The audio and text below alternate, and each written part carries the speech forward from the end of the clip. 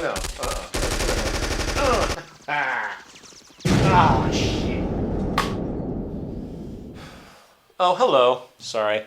War. We love it, right?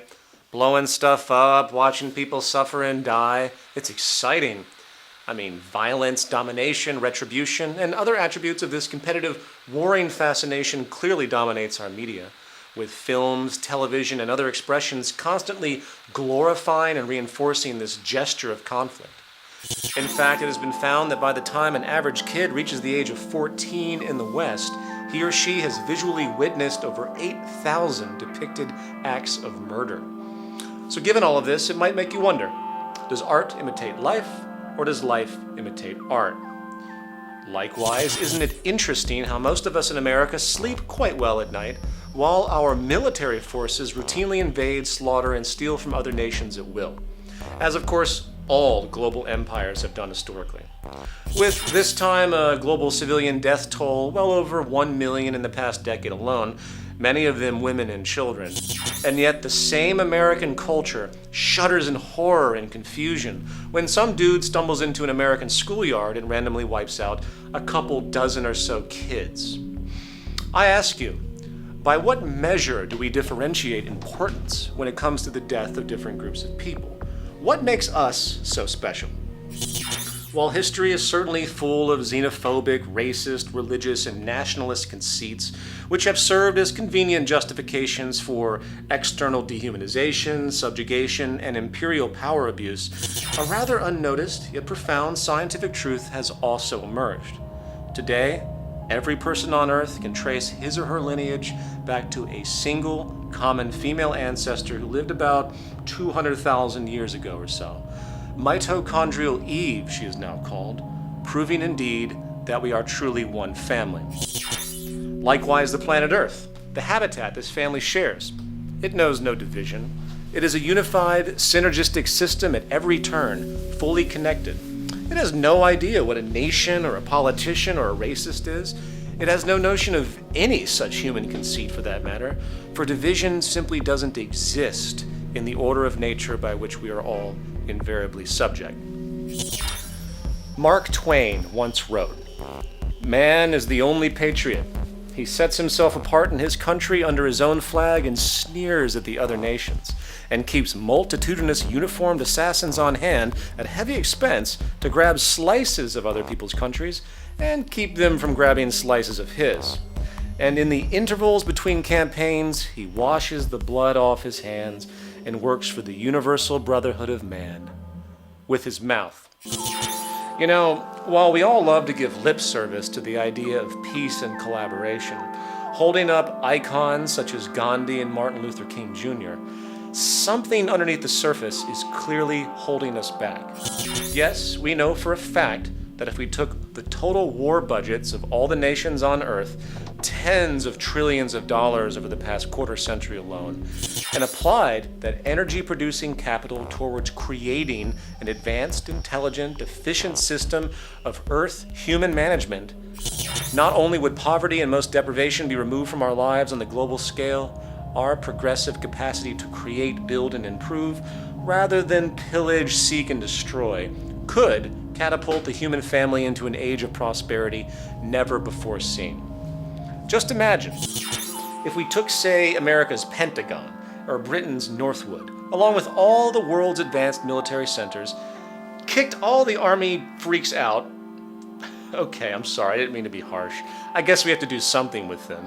Maybe we can just take them all and place them in the Grand Canyon and just let them beat the piss out of each other, and hopefully they'll get it out of their systems and move on. I don't know, we'll figure that out later.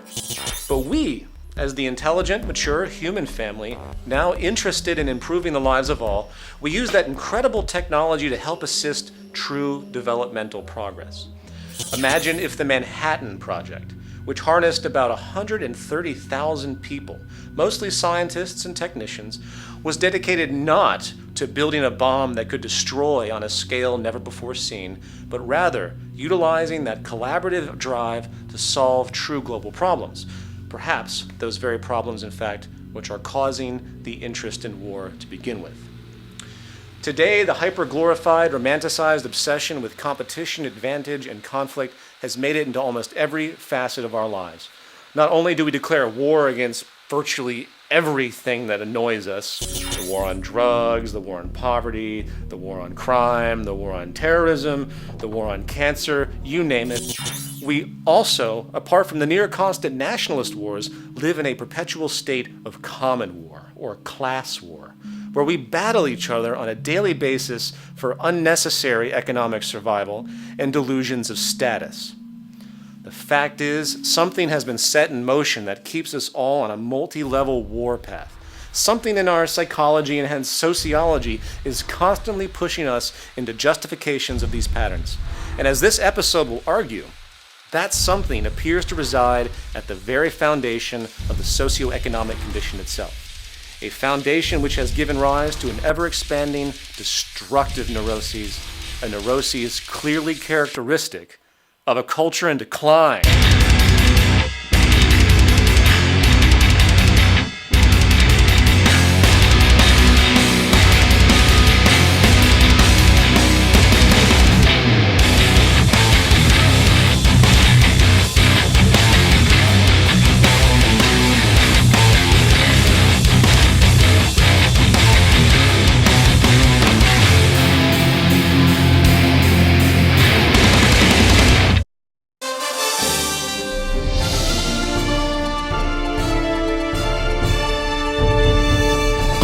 This just in, the president has finished an emergency session at the White House where he announced that the security focus of his administration will be moving away from the global war on terror, instead focusing all available resources against something the administration has deemed a larger threat to U.S. and international security than anything recognized before: nature itself.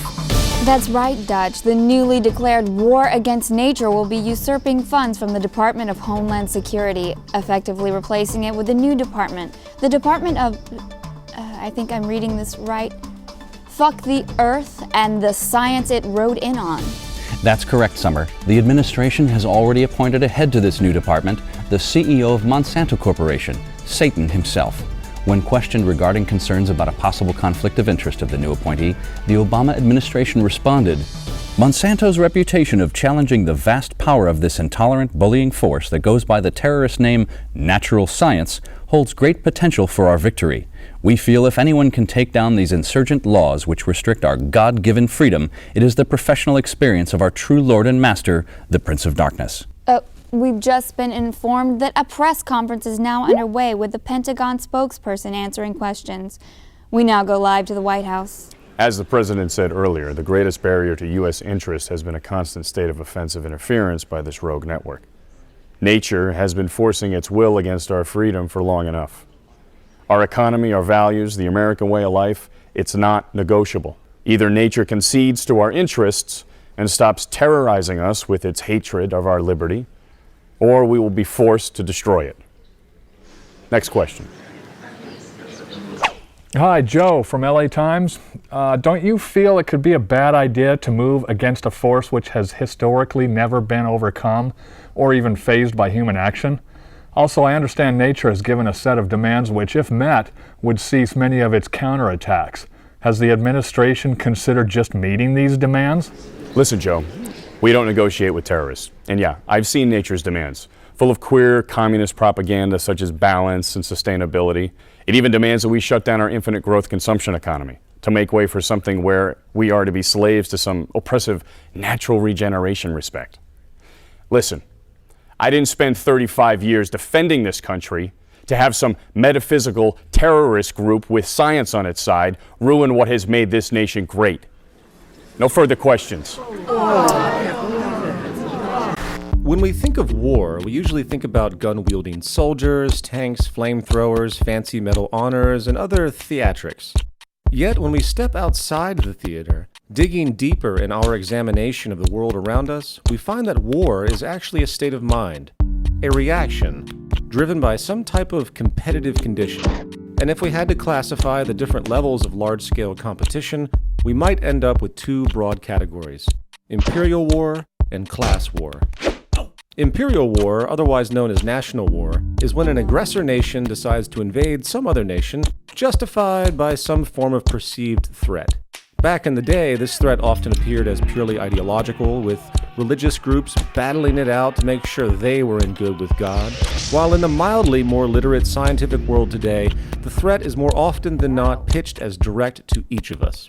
You know, such as, say, a rogue nation getting a nuclear weapon to blow up your grandmother's bingo tournament. Bingo. Or perhaps a crazed, state-funded hijacker crashing a plane into your favorite taco stand. Bastards. Regardless, in virtually every historical case, the justification for war put forward for public digestion has, always, been far from the truth. You see, there is indeed always a true threat, but that threat has little to do with the vast majority of the population.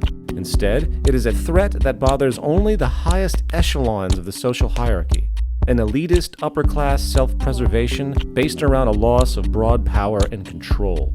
I mean, when was the last time the citizenry actually cried out for war? It doesn't happen, only the politicians go for it. And since the establishment would be hard-pressed to explain to their citizens that they are going to invade some nation for its natural resources, maintain currency domination, enable freedom for transnational corporations, along with other generally economic concerns to secure the interests of the upper 1%, various superficial psychological ploys are used instead. The most common today is the moral crusade. We must not tolerate this regime using military force against its own people, coupled with some basic yet irrational threat of attack. Iran's nuclear and ballistic missile activity poses a real threat, not just to the United States, but to Iran's neighbors and our allies. In the words of famed sociologist Thorstein Veblen, writing from 1917, any warlike enterprise that is hopeful to be entered on must have the moral sanction of the community. It consequently becomes the first concern of the warlike statesman to put this moral force in train for the adventure on which he is bent. You see, a large part of the Imperial War is the psychological war against the domestic citizenry itself. The U.S. government spends billions of dollars every year on public relations and recruitment alone, producing signs like this one. For our nation, for us all. Was it me, or does that sound like Orwellian doublespeak? If it's for our nation, then it clearly isn't for us all, as the human species is the closest thing we have to all. And if it's actually referring to all of us in the nation, well, that would be hideously redundant, right?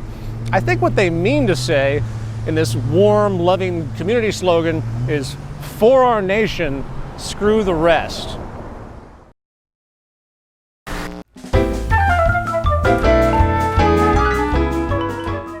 Hello, welcome to the show! My name is Pepe, and today I've got something very special for you. A true international delicacy. War! To prepare for war is a very delicate matter. And the first thing we need to do is create some spicy tension to put fire in your belly. So, the first ingredient we need is a well-tempered provocation. Huh? Provocations are, of course, seasonal and subject to personal taste. So, may I suggest something along the lines? A marinade Gulf of Tonkin. A robust Pearl Harbor. And if you're feeling bored, a bustling 9/11. Then we let that cook for a bit and prepare our second ingredient over here. A special sauté to give life to our fiery dish. The mainstream media.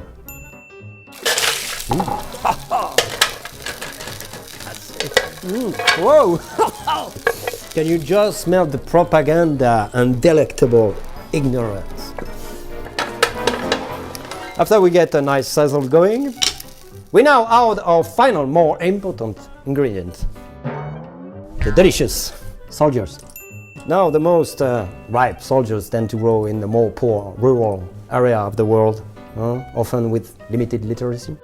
Want to pick them around 18, 19, because their brains are very immature and quite yummy. It's perfect for participation in our war meal. And so we mixed it all together. Up, whoa. Up, take. Perhaps add a few some preservative, like patriotism, not too much, jingoism, and of course our very special secret sauce.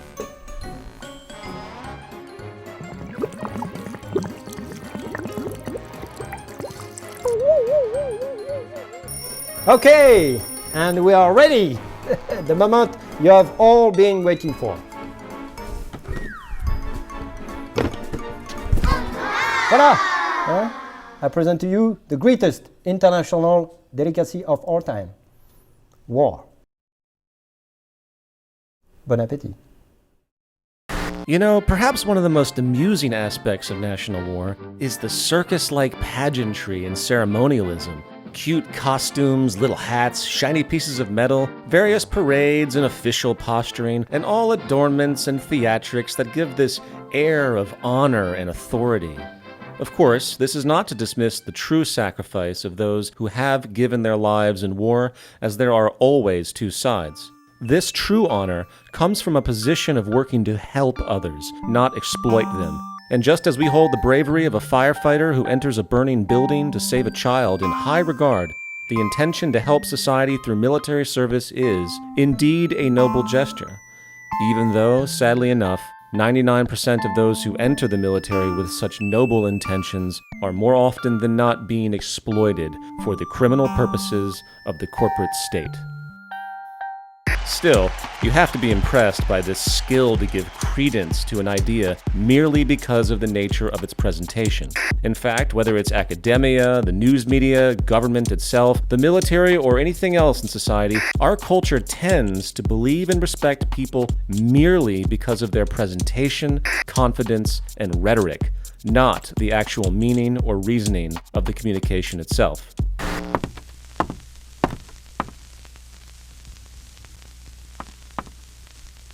Did you know that the first television sets in the 1950s were actually supposed to be used as prosthetic replacement heads to give new hope for those who had been tragically decapitated?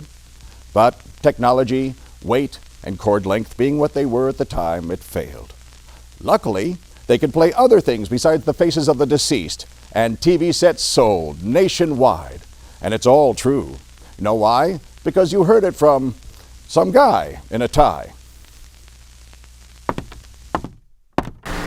In the end, once the traditional, propagandized illusions in defense of the act of organized human murder and resource theft have been overridden, dismissing such shallow justifications as paternalism, honor, and protectionism, we realize that war today is actually an inherent characteristic of the propertied, scarcity-driven business system. Major General Smedley D. Butler, one of the most notable and decorated officers in U.S. history, stated the following with respect to the business of war in 1935. I spent 33 years and 4 months in active military service, and during that period I spent most of my time as a high-class muscle man for big business, for Wall Street and the bankers. In short, I was a racketeer, a gangster for capitalism. I helped make Mexico, and especially Tampico, safe for American oil interests in 1914. I helped make Haiti and Cuba a decent place for the national city boys to collect revenues in. I helped in the raping of half a dozen Central American republics for the benefit of Wall Street. I helped purify Nicaragua for the international banking house of Brown Brothers in 1902 through 1912. I brought light to the Dominican Republic for the American sugar interests in 1916. I helped make Honduras right for the American fruit companies in 1903. In China in 1927, I helped see to it that Standard Oil went on its way unmolested. Looking back on it, I might have given Al Capone a few hints. The best he could do was to operate his racket in 3 districts. I operated on 3 continents. So given all of this, it's unique how the general public tends to separate the day-to-day competitive business acumen from the severe form of competitive violent warfare, when there's very good evidence to show that they are deeply intermeshed. To gain some perspective on this, we now welcome back our resident guru, Louis the Logic Gremlin. Before we get into the questions, I do have a letter here that I'd like to read to you and get your opinion on. It reads, Dear Peter, I really enjoy the new show. I think it is helping get these important messages across. However, I am disappointed with the crude Louis the Logic Gremlin character, as it is just irritating and hideously stupid. Also, would you please stop eating when you are speaking in the show? It's really disgusting and annoying. Rock on, Joe. I'm sorry, Joe. Louis, what do you think about that?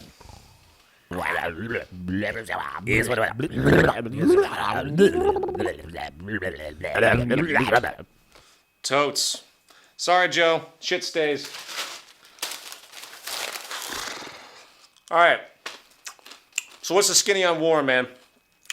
Aren't we just crazy animals that have to be in endless conflict with each other due to our biology or something?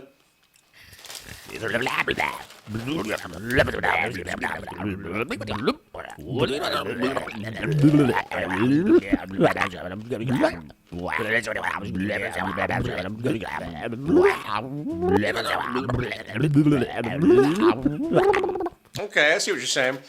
So you're saying that war is actually a system consequence.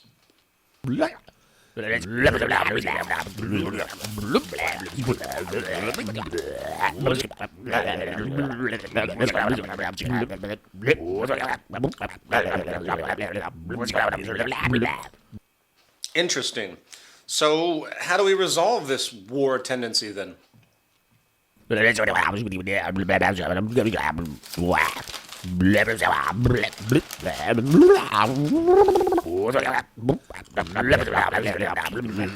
Gotcha. Well, thank you for your time, Louis.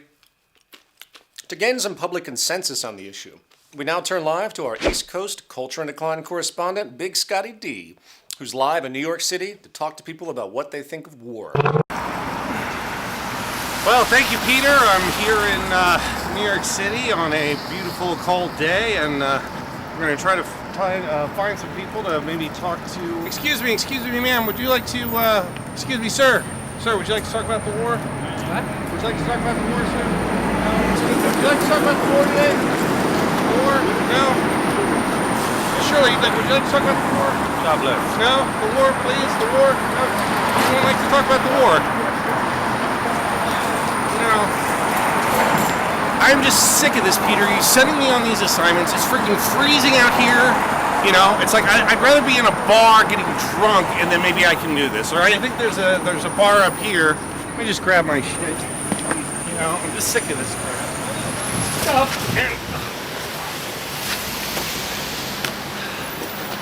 That's it. I am done, man. I am done. Get some other monkey, okay? There's trash, there's shit all over the place. But what does Peter want to know about? He wants to know about the war. Well, I'm sick of it, man. I gotta calm down. I just need a drink. Any of you Occupy Wall Street types? Oh, it's not about money, except when you can't eat. And it's not about foreclosures, except when you got nowhere to sleep. It's not about elections, except when they can be bought. And it's not about the wars, except when they're fought. It's not about the environment, except when we're running out of time. And it's not about my choices, except when they're not mine. It's not the lack of justice, except when you can't fight back. And it's not about the police, unless you're black. Fuck this shit. Fuck this shit.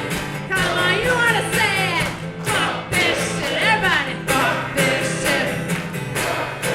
Don't worry, none of these people are gonna be at work tomorrow. Fuck this shit. We're so totally ruled by the 1%, which is basically all the corporations wanting to sell us shit and influence us and influence our culture so that we can't even think for ourselves, and we're our sense of self is altered, and even like our sense of health. Like, I don't even fucking smoke. I don't know where this come from. Jesus. Peter Joseph has asked us to stand out here in the freezing cold and talk about the difference of classes here. But, you know, who's sitting in, like, his LA loft, like, relaxing with, like, his big, you know, flat screen TV?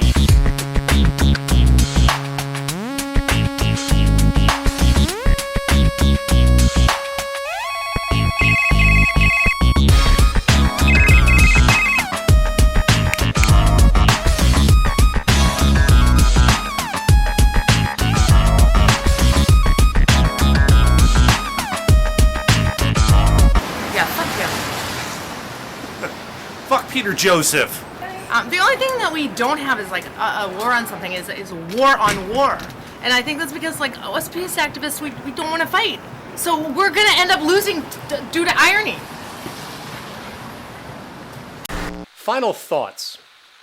How do we think about resolution to something as detrimental as national war when, on the micro level, we in society actually praise, reward, and reinforce the same basic underlying competitive drive? Generally, when faced with such a question, people tend to play the morality card, as though a matter of degree is what's relevant, not the philosophical basis itself.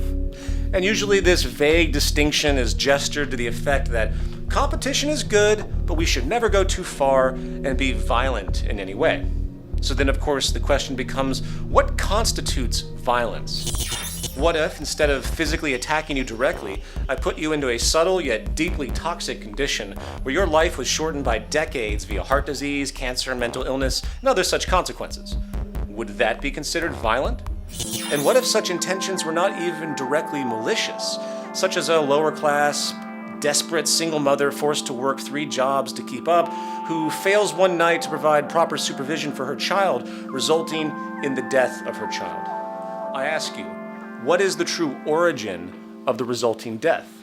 And does that qualify as violent?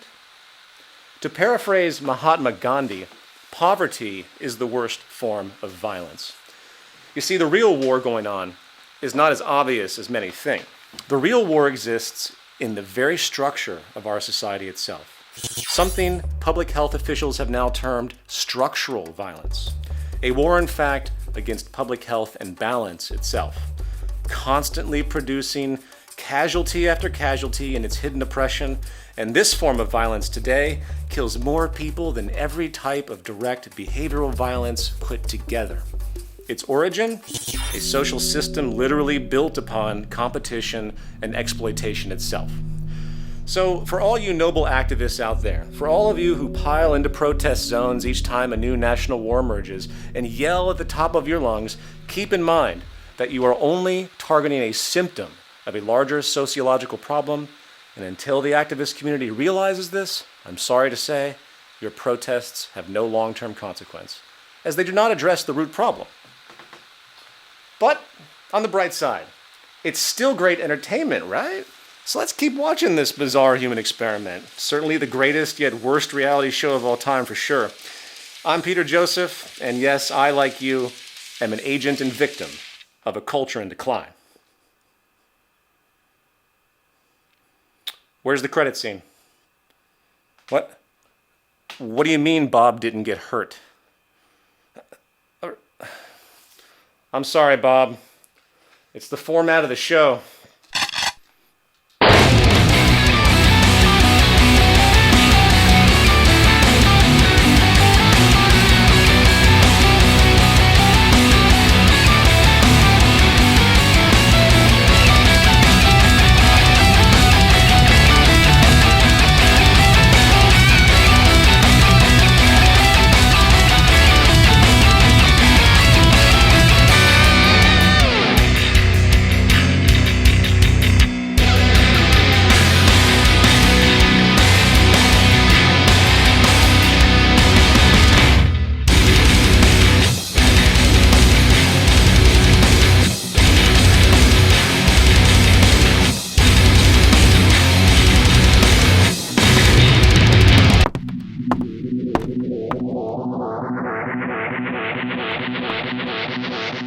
What if what I'm about to tell you makes you question what is what?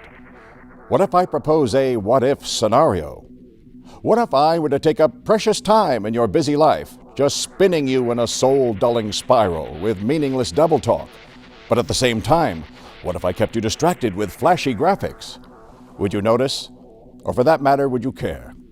Ah, you're too busy listening to some guy in a tie and sleep.